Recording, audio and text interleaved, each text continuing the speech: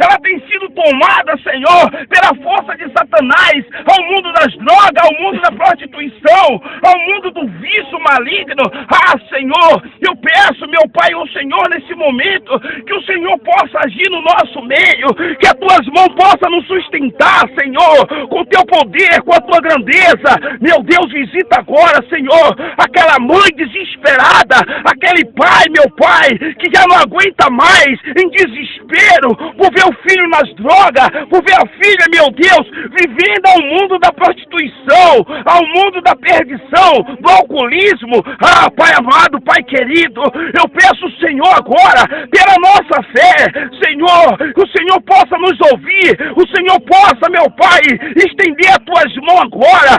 meu Deus, em todos esses países, meu Pai, que agora, nesse momento, meu Pai, está em confronto, meu Deus, para destruir os seres humanos, meu Pai, em nome do Senhor Jesus, meu Pai, só em uma só fé unido aqui, reunido, Senhor, na tua presença, te buscamos, meu Pai, te adoramos, te exaltamos, Senhor, em nome do Senhor Jesus, meu Deus, toca agora, Senhor, na vida, meu Pai, dessa pessoa que agora, meu Deus, ela clama, ela suplica o teu nome, ela pede o teu nome, meu Pai, em nome do Senhor Jesus, estamos, Senhor, aqui, nos rendemos aos teus pés, para te adorar, para te exaltar, para bendizer o teu santo nome, meu Deus.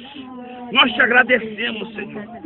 por todas as maravilhas, por toda a grandeza, pela vitória, Senhor, pelo que nós comemos, pelo que nós não comemos. Nós te agradecemos, Senhor, por aquilo, meu Pai, que foi alcançado a nossa graça, por aquilo, meu Deus, que não foi alcançado ainda. Meu Deus, desde já, Senhor, eu quero pedir ao Senhor, meu Pai, e te agradecer pelas bênçãos, pelos milagres que o Senhor tem feito na nossa vida, ali, Senhor, naquela igreja. Meu Deus, eu quero já agradecer, meu Deus, pela vitória, meu Pai, que aquelas pessoas, meu Pai, almeja, meu Deus, em 2014, ou todos nós que aqui estamos reunidos, Senhor, essa pessoa, meu Pai, que tomou, meu Deus, posse dessa chave, meu Deus, aonde quer que essa chave se encontra agora, que seja, meu Pai, a chave da vitória, a chave, meu Deus, das bênçãos, da prosperidade, meu Deus, em nome do Senhor Jesus, eu peço, Senhor, meu Deus, que o Senhor possa, meu Pai, consagrar agora, aonde quer que esteja essa chave,